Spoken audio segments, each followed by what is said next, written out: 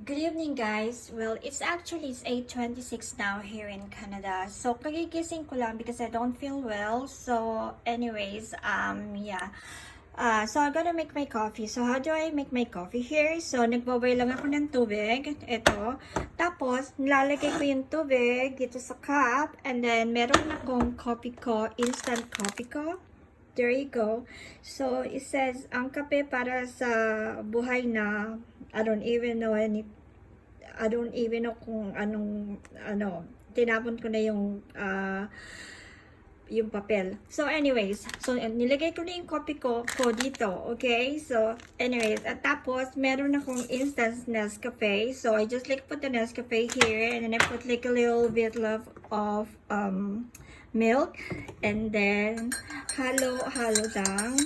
There you go. So, let me see. I'll taste it.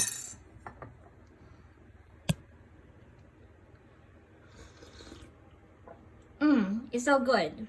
Actually, I want my coffee a little bit bitter, so I need to like put like more Nescafe. So anyways, like